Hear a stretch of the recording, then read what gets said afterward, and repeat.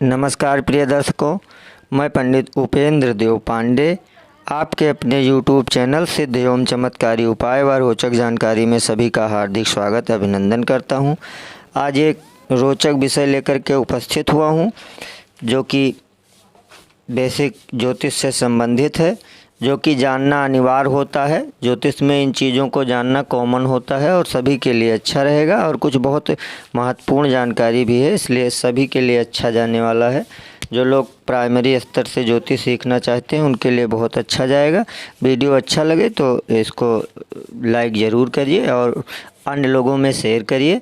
Channel पे अगर नए हैं तो चैनल को आप सब्सक्राइब भी कर लें, तो इससे क्या होगा कि इस सुविधा को और बेहतर बनाने में हमको बहुत मदद मिलेगी और निरंतर हम आपको नई नई चीज़ों का सिखाने का प्रयास करेंगे। तो ये आप देख रहे होंगे, आपको सर्वप्रथम ये जो दिख रहा है चक्र, ये कुंडली का चक्र है। प्रायः इसी की गणना की जाती है। आकाशीय पिंडों को ज्योतिष प्रणाली पद्धति के माध्यम से हमारे विद्वानों ने जो परिमाप किया है, तो इस चक्र को 360 अंश का मान करके और 12 भागों में इसको विभाजित किया है बराबर बराबर, जो कि 30 अंश का ये चतुर्भुज है। जो देख रहे हैं ये एक चतुर्भुज कितने का है, 30 अंश का होता है। इसीलिए ग्रहों को जब इसमें स्थापित करते हैं तो उनकी डिग्रियां का हमको जो है जानकारी होती है कि कौन सा ग्रह कितने अंश पे कितनी डिग्री का है। तो इसीलिए इसका परिमाप है, इसको आप कहीं नोट कर लें याद करने के लिए, तो इससे बड़ी सुविधा होगी। तो आप ये काल पुरुष की कुंडली में ले रहा हूँ। जैसे किसी चीज़ का जब खोज होता है तो उस पे जब रिसर्च करके वो चीज़ें जब लागू करनी होती हैं तो उसका प्रायः हम सभी लोग परीक्षण करते हैं, ठीक है। तो लागू करने के लिए एक परीक्षण होता है। जैसे अभी चंद्रयान 3 लॉन्च हुआ है, तो उसके परीक्षण के लिए चंद्रमा पे खोज रिसर्च चल रहा है। तो उसी हिसाब से इसको काल पुरुष की कुंडली ली गई। सर्वप्रथम ज्योतिष शास्त्र में क्या लिया गया, काल पुरुष की कुंडली। अब काल क्या है, काल का मतलब आप समझ लें। काल कहते हैं किसको, काल का मतलब होता है समय, ठीक है। काल कहते हैं समय को, और पुरुष का मतलब समझ ही रहे हैं, समय। तो ये समय को नापा गया है, इसीलिए इसको समय के चक्र को काल पुरुष कहा गया है। तो इसी से हमने ज्योतिष को साधने का प्रयास किया है। तो सबसे पहला कॉन्सेप्ट ज्योतिष का यही है कि इनको जानना है आपको। अब ये तो हो गए आपके ज्योतिष के 12 भाव, ठीक है, चक्र के, जो कि प्रायः सभी के कुंडलियों में होते हैं। इसमें देखिए जो गिनतियाँ लिखी हुई हैं, इसमें 1 नंबर की गिनती और 5 नंबर की गिनती और 9 नंबर की गिनती। ये जो होता है ये क्या होता है, ये होता है केंद्र, और ये होता है त्रिकोण, इसको कहते हैं त्रिकोण। ये होता है आपका त्रिकोण। और जो इसी में 1, 4, 7 और 10 नंबर की गिनती का चतुर्भुज है। प्रायः ये भाव आपका हमेशा यही रहेगा। इसमें आपकी ये गिनतियाँ बदलती रहेंगी, वो भी अभी आगे मैं आपको बता दूंगा। तो ये हो गया आपका, सबसे पहला होता है त्रिकोण, जो कि 1, 5, 9 और 1, 4, 7 और 10 ये जो होता है ये केंद्र होता है, इसको केंद्र स्थान बोलते हैं। और 6, 8, 12 इसको त्रिक बोलते हैं, त्रिक स्थान बोलते हैं। तो इनसे इनकी संज्ञा दी जाती है। तो इसमें जो आपके त्रिकोण और केंद्र होते हैं, केंद्र और त्रिकोण ये महत्वपूर्ण होते हैं। इन्हीं से ज़्यादा अच्छा यानी प्रायः ये शुभ ही माने जाते हैं। इनमें जो राशियां होती हैं, जो स्वामी ग्रह होते हैं या बैठित भावेश या भावस्थ जो भी ग्रह होते हैं, वो बहुत अच्छा कंसीडर किए जाते हैं। प्रायः ज्योतिषियों से ये बहुत अच्छे माने जाते हैं। और जो त्रिक भाव है ये अशुभ माना जाता है। 6, 8, 12 प्रायः खराब ही नहीं होता है। आगे सारा चीज़ें आपको बताते रहेंगे। ये पहला है तो इसमें केवल यही आप समझेंगे, क्योंकि ये बेसिक जानकारी है। जब प्राइमरी की कक्षा हमारी होती है तो उसमें हमको एलकेजी में जो पढ़ाना होता है उन वर्णों को ही पढ़ाया जाता है, उसमें ज़्यादा ऊंची लेवल की चीज़ें नहीं बताई जाती हैं। धीरे धीरे करके आप सीखने का मन बनाएंगे तो ज़्यादा चीज़ें समझ में आ जाएंगी। अब उम्मीद करते हैं ये जानकारी आपको कुछ हद तक समझ में आई होगी। अब ऐसे मान लीजिए 12 तिहाई 36 30 अंश को अगर आप डिवाइड करेंगे तो ये 12 से तो आपका ये 360 अंश ही बनेगा। प्रायः जो भी ग्रह जहाँ बैठता है वहाँ से 180 अंश तक वो कवर करता है, यानी कवरेज उसकी होती है। जैसे मान लीजिए यहाँ बैठेगा कोई ग्रह 1 नंबर पे तो वो 7 नंबर पे अपना पूर्ण रूप से दृष्टि बनाएगा, यानी उसको देखेगा। तो अब अगला आप देखेंगे तो ये हो गया भाव। अब यहाँ पे आप देखेंगे तो 12 राशियाँ हैं, क्रम से आप देख सकते हैं, लिखी हुई है, मैंने पहले से ही लिख रखा है। तो इसको आपको देखना है, जैसे इसको ऐसे उंगलियों पे आपको बिठा करके याद कर लेना है। तो इसमें मेष, वृष, मिथुन, कर्क, सिंह, कन्या, तुला, वृश्चिक, धनु, मकर, कुंभ, मीन, इसी क्रम में आपको याद करना है। क्योंकि इसमें आपको ये चीज़ें लिखी नहीं होती हैं, लेकिन ये गिनतियाँ ही राशि हैं जो ये लिखी हुई हैं, इसी को इसमें दर्शाया गया है। तो जैसे हम पहले जब प्राइमरी में पढ़ते हैं तो हमको चीज़ें पढ़ाई जाती हैं, जैसे ऑक्सीजन, पेट्रोलियम, नाइट्रोजन, ये सारी चीज़ें, हाइड्रोजन, तो इनको पढ़ाया जाता है। बाद में इनका सूत्र बता दिया जाता है, जैसे ऑक्सीजन का बता दिया गया, और ये तो उन्हीं सूत्रों के माध्यम से हम तो वही संख्याएं इसमें लिख दी जाती हैं। और वही जैसे 1 नंबर लिखा है तो आप क्या मानेंगे, इसमें 1 नंबर नहीं, इसको मेष मानेंगे। और यही 4 नंबर है तो आप कर्क मानेंगे। इसीलिए इसको याद करना आवश्यक है, इसको पहले याद कर लीजिए। और 7 नंबर है तो मान लीजिए तुला है आपका, अगर यहाँ पर है। और इसमें आपको एक चीज़ और बता दें, इसमें पहला ये जो है ये केंद्र और त्रिकोण दोनों में आता है। तो 1 5 9 त्रिकोण और 1 4 7 10 ये केंद्र। तो इसमें जो 1 नंबर की गिनती है ये बहुत ही महत्वपूर्ण, यानी बहुत ही वेरी इम्पॉर्टेंट, ये बहुत ज़्यादा महत्वपूर्ण है। तो इसका खास ख्याल रखना है। ये जो भाव होता है ये हमारा ये लग्न होता है, इसको हम क्या कहते हैं, लग्न कहते हैं।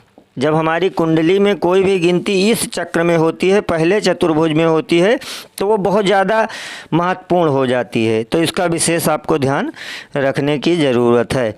तो अब आप इसको याद कर लेंगे। उसके बाद में इधर देखेंगे आप बोर्ड पे, तो यहाँ पे क्रम वाइज ग्रहों के नाम लिखे हुए हैं। जैसे नंबर 1 सूर्य, 2 नंबर चंद्रमा, 3 नंबर मंगल, 4 नंबर बुध, 5 नंबर गुरु, 6 नंबर शुक्र, 7 नंबर शनि, और 2 छाया ग्रह हैं राहु और केतु।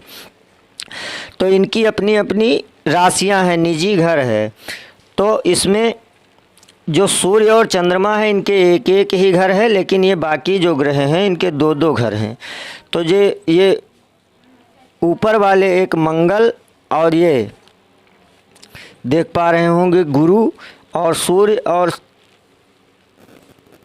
चंद्रमा की अगर बात करें तो इनकी एक एक ही है, लेकिन इनकी जो मूल त्रिकोण राशि है वो पहले नंबर की गिनती जो पड़ी, यानी 1 नंबर मंगल की और 9 नंबर गुरु की मूल त्रिकोण हो जाएगी, और बुध की 6 नंबर और शुक्र की 7 और शनि की 11 नंबर मूल त्रिकोण राशि, यानी इनको अधिक प्रिय घर होता है। जैसे मान लीजिए आपके पास 2 घर हैं, तो एक घर ऐसा है जिसमें आपके यहाँ सारी चीज़ें बढ़िया हैं, कंफर्टेबल है, एसी आदि लगी है, बहुत सारी सुख सुविधा के साधन हैं, तो वो आपको ज़्यादा अच्छा लगेगा। और एक घर ऐसा है कि उसमें उतनी सारी सुविधाएं नहीं हैं, यानी अच्छा दोनों में है लेकिन वो ज़्यादा प्रिय है। तो ये आप समझ लेंगे।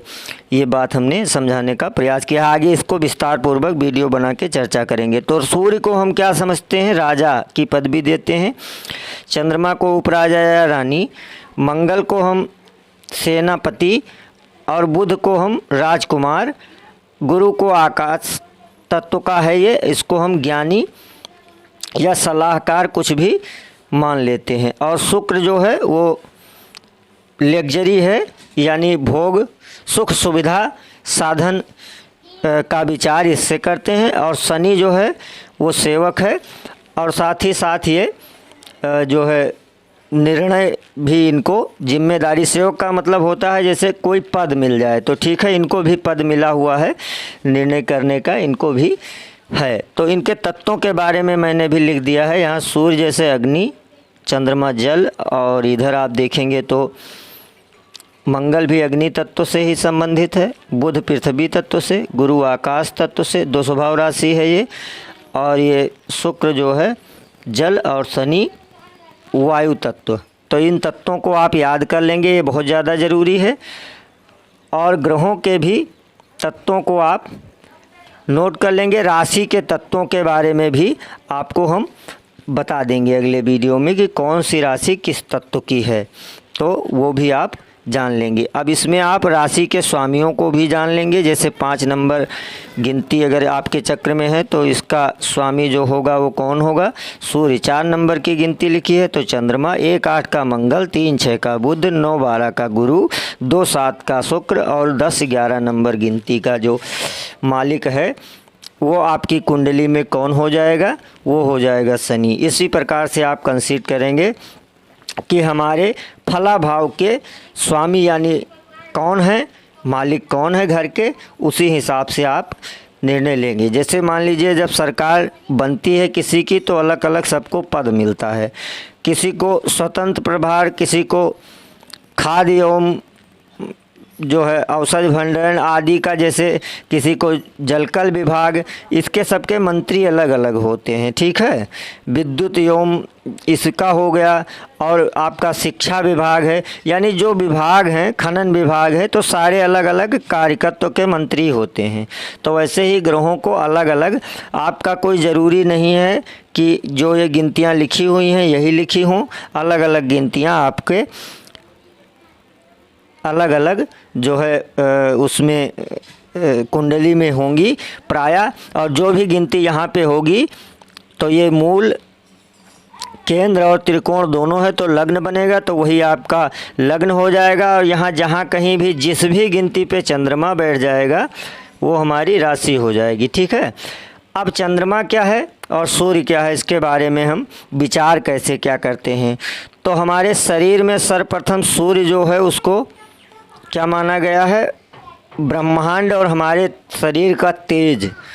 तो लग्न हम स्वयं हैं और चंद्रमा हमारा मन है। यानी शरीर में 2 चीज़ें बहुत इम्पॉर्टेंट हैं। एक तो हमारा दिमाग सही होना चाहिए, यानी माइंड बढ़िया सा हो, अच्छा सा हो, और उसमें हमारा जो ये मन है ये भी बहुत अच्छा होना चाहिए। माइंड के साथ साथ अगर मन जब हमारा बढ़िया होता है, सुंदर होता है, तो उस माइंड में किसी चीज़ को फीड करने की जो क्षमता होती है, उसकी कैपेसिटी, जो मेमोरी होती है, वो कभी भी उसमें वायरस नहीं होने देता है। यानी मन उसका क्लीन होता रहता है और साफ़ करता रहता है उसको।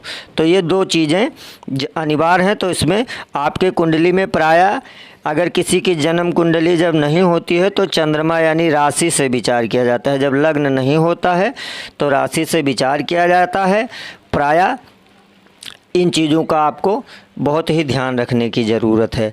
जैसे अग्नि और जल ये संतुलन है, ऐसे अगर हमारे शरीर में गर्मी है यानी तेज है तो शीतलता भी होनी चाहिए, है, शीतलता भी होनी चाहिए। तो जितना आपका लगन अच्छा हो वैसे चंद्रमा भी अच्छा ही हो, तभी आपका जीवन अच्छे से चल पाएगा। तो ऐसे ही आपको ये 2 चीज़ें बहुत ज़्यादा देखनी है, ज़रूरी है। और उसके बाद में बुध जो है ये 4 नंबर पे देख रहे होंगे, तो 4 नंबर की गिनती जो राशि है वो भी देख लीजिए तो चंद्रमा की ही है कहीं ना कहीं। यानी बुध बुद्धि का देवता है, बुद्ध बुद्धि का प्रतीक है, और ये पृथ्वी तत्व से संबंधित है। और पृथ्वी हमको यही बताती है कि सहनशील और थोड़ा सा गंभीर रहना चाहिए। सहनशीलता और उर्वरता को धारण करने वाली ही पृथ्वी है, ठीक है। पृथ्वी कहती है धैर्य न छोड़ो जितना भी हो सर पर भार। तो अगर आप धैर्य छोड़ देंगे तो कुछ नहीं कर पाएंगे। तो जब निर्मल हमारा मन रहेगा तो बुद्धि अच्छी बनेगी ही बनेगी। यानी बुद्ध तत्व, इसीलिए बुद्ध को राजकुमार ये कंसीडर किया गया है।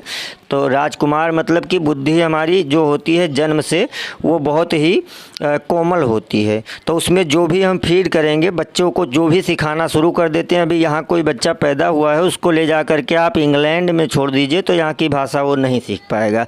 यानी उसकी प्रकृति जैसी होगी, जो स्वभाव बनेगा उसी हिसाब से फल दे देगा। तो आपका सूर्य चंद्रमा अच्छा है तो आपकी बुद्धि यानी बुद्ध सही हो जाएगा। और इसी हिसाब से आपको मंगल देखना है। मंगल भी अच्छा है, आपके स्वभाव का अग्नि तत्व का है, सेनापति का यहाँ पे वो दिया गया है। इसे भी अच्छा होना अति ज़रूरी है। गुरु भी अच्छा होना चाहिए। आकाश, ये दो स्वभाव राशियाँ हैं, जैसे आपको बताया है मैंने अगले वीडियो में, चर स्थिर द्वा स्वभाव, उसको देख लेंगे आगे, और भी आगे इसको विस्तार पूर्वक चर्चा करेंगे। तो जैसे अब इस पर थोड़ा सा प्रकाश डालने का प्रयास करेंगे। आकाश क्या है? द्वा स्वभाव भी आकाश में आता है। जैसे मान लीजिए जल जब वर्षा होती है पृथ्वी पर तो कहाँ से होती है? आकाश से होती है। और फिर वही जल जब सूख करके बाष्पीकृत होकर के भाप बन के उड़ता है तो कहाँ टिकता है? आकाश में टिकता है। तो यानी जब हम इस संसार में किसी समस्या से पीड़ित होते हैं तो गुरु के पास जाते हैं, और गुरु हमारा मार्गदर्शन करके पुनः हमको परिष्कृत करते हैं, हमारे विचारों को, बुद्धि को निर्मल करके, और फिर पृथ्वी पे भेज देते हैं, यानी अच्छा बनाने का काम। तो आकाश तत्व गुरु से संबंधित है और गुरु ज्ञान का प्रतीक है। तो हमको पुनः गुरु ज्ञान दे करके जब हम किसी चीज़ से प्रायः ऊब जाते हैं या कोई गलत निर्णय लेने का प्रयास करते हैं तो इसीलिए गुरु का होना आवश्यक है। तो गुरु का भी इसमें विचार करना है कि कुंडली में कैसा है। अगर आप कुंडली देख रहे हैं तो इन चीज़ों को देखना आवश्यक है। शुक्र सुख सुविधा लग्जरी का है और इसका तत्व जल है। जल हमारे जीवन में क्या है? जल ही जीवन है। अगर जल ना मिले तो हम रह नहीं सकते हैं, यानी हमको रहना बहुत मुश्किल पड़ जाएगा। बिना जल के जीना संभव नहीं है। तो आपको शुक्र भी मजबूत होना चाहिए कुंडली में, इसको भी देखेंगे प्रायः, नहीं तो कोई ना कोई समस्या संकट से आपको जूझना पड़ेगा। और शुक्र देता क्या है? भोग, भोग देता है, यानी लग्जरी का कारक है। सुख सुविधा साधन, तो साधन की हमको आवश्यकता होती है। कोई भी एक छोटा सा भी कार्य करेंगे तो उनमें धन की आवश्यकता होती है। हर आदमी सोचता है कि हम सुखी रहें, अच्छा रहें, यानी उपयोग करने के लिए वस्तु चाहिए। लेकिन जल में अगर जल का उपयोग, भाई जल पिएंगे बस इतना ही कि आपका शरीर चल सके। आप सोचें कि कहीं मान लीजिए जल भरा है, बहुत सारा जल है, और आप सोचें कि ये सारा हमारा है, उसमें जाके डुबकी लगा दें, कूद जाएं, तो आपको बूढ़ने का डर रहेगा। ठीक है, तो सुख सुविधा को पा करके उसमें आपको बहना नहीं चाहिए, उसको थोड़ा कंट्रोल में रहना चाहिए। जब आपको धन मिले तो आप ऐसा ना हो कि उसमें बहाव में बह जाएं। तो इस चीज़ों को आपका देखना है। और शनि क्या है? वायु तत्व से संबंधित सेवक, यानी निर्णय बुरा और अच्छा। हमारे जीवन में कभी कभी क्या होता है, देखते हैं कि हम चाहते नहीं हैं फिर भी दुख मिलता है, चाहते नहीं हैं फिर भी सुख मिलता है। तो जैसे मान लीजिए ये वायु तत्व है शनि का, जैसे कभी कभी परिवर्तन हुआ जीवन में और बहुत सारा हमको कष्ट हो गया, इतना कष्ट हो गया कि आप कुछ पूछिए भी मत। और कभी कभी क्या हुआ कि इतना ज़्यादा सुख सुविधा, यानी उस समय शनि का हमारे जीवन में परिवर्तन होता है, यानी अच्छा और बुरा दोनों प्रभाव ये देते हैं आपके कर्म अनुसार, यानी जो भी आपके कुंडली में। और ये कुंडली क्या है? ये हमारे पूर्व जन्मों का एक प्रारब्ध ही मान लीजिए या कुछ, उसी हिसाब से इसको लिया गया है। अब आइए थोड़ा सा चर्चा हम कर लेते हैं इसमें मेडिकल एस्ट्रोलॉजी में, इसमें कुछ अंगों का क्या विचार कैसे किया जाता है। तो मेडिकल एस्ट्रोलॉजी में तो उसमें थोड़ा सा हम आज चर्चा करेंगे। तो इसमें हम जो सबसे पहली राशि मेष है, इससे हम जो है मस्तिष्क का विचार करते हैं कि हमारा मस्तिष्क कैसा होगा। 2 नंबर जो वृष राशि है, इससे अपने फेस का ये हिस्सा, यानी ये चीज़ आपको देखनी है कि कितना अच्छा होता है। और अगर 3 मिथुन राशि है तो इससे आपके कंठ आदि का विचार हम करते हैं। और 4 नंबर की राशि यानी कर्क राशि जो है, इसका स्वामी आप देख रहे होंगे चंद्रमा है। तो इससे हम क्या विचार करते हैं? इससे हमको विचार करना होता है चेस्ट का। अगर पुरुष जातक है तो चेस्ट, स्त्री जातक है तो इसको ब्रेस्ट कहते हैं। यानी जितना अच्छा चंद्रमा होगा हमारी कुंडली में उतना अच्छा ये चीज़ आप देख सकते हैं, विचार कर सकते हैं, उतना स्वस्थ। और पीछे की यहीं की हड्डियां भी इसी से हम विचार करते हैं। और 5 नंबर से हम क्या विचार करते हैं, यहीं से पेट का निचला हिस्सा जो होता है, जिसको हम क्या आमाशय भी बोल सकते हैं, और जहाँ पे हमारी जठराग्नि होती है। 5 नंबर गिनती का स्वामी सूर्य है, तो सूर्य का काम ही क्या है, अग्नि तत्व। तो तत्व अग्नि है, तो यानी जो चीज़ें हम खाएंगे तो आसानी से वो हजम हो सकें। अगर हमारा ये चीज़ें जठराग्नि जिसकी गड़बड़ रहती है, तो उसका सूर्य प्रायः कुंडली में अच्छा नहीं रहता है। तो आप ये जान लेंगे कि अगर सूर्य अच्छा है तो आप कुछ भी खा लेंगे, आसानी से उसको पचा भी लेंगे, ठीक है। और आप यहीं 6 नंबर राशि जो है कन्या राशि, तो 6 नंबर की गिनती से हम अपने शरीर में क्या विचार करते हैं, उस राशि से अगर अच्छा बुरा है तो उसको देखते हैं। तो पेट का ये वाला निचला नाभि से लेकर के यहाँ तक का हिस्सा हम विचार करते हैं। और ये 7 नंबर की गिनती का मालिक भी शुक्र है, तो यहाँ से हम गर्भाशय आदि का विचार करते हैं। और 8 नंबर की गिनती से ये भी अग्नि तत्व का ग्रह है। देखिए 1-8 का स्वामी मंगल है, तो मंगल अग्नि तत्व से संबंधित है, तो इससे हम अपने काम उत्तेजना वाले अंग यानी देखें तो इसको अंडकोश का विचार हम इससे करते हैं। अब यही 9 नंबर की अगर हम बात कर लें, तो 9 नंबर से हम अपनी जंघाओं का विचार करते हैं। और 10 नंबर से आप देखेंगे तो हम अपने घुटनों का विचार करते हैं। ये देख पा रहे होंगे आप, ये जो है वायु तत्व है, तो इस पे वात विकार अगर होता है तो मान लीजिए कि शनि का थोड़ा सा गलत प्रभाव हमारे जीवन में बन रहा है। और यहीं पे देखिए जो ये शुक्र देख रहे हैं जल तत्व से है, तो इसीलिए इसका जो गर्भाशय और उसमें जो मूत्राशय होता है उसका भी विचार हम शुक्र से ही करते हैं, यानी 6 नंबर से करते हैं। तो 11 नंबर से आपके ये पैर का जो पीछे का जिसको हम फिल्ली बोलते हैं, तो ये पीछे का होता है जो इसका विचार। और 12 नंबर यानी मीन राशि से हम पैर के तलवे और पंजों आदि का विचार करते हैं। गुरु की राशि है, तो गुरु का क्या है, गुरु हमको कब मिलता है, जब हम किसी के प्रति सेवा करते हैं और सेवा का भाव रखते हैं, समर्पण का भाव रखते हैं, तो इसमें क्या होता है, गुरु हमारा अच्छा जाता है। तो इसका विचार हमको करना होता है। इन चीज़ों को आप राशियों के अनुसार काल पुरुष की कुंडली से विचार करेंगे। हमने ये बताने का प्रयास किया है। आशा करता हूँ कि ये जानकारी आपको समझ में आई होगी।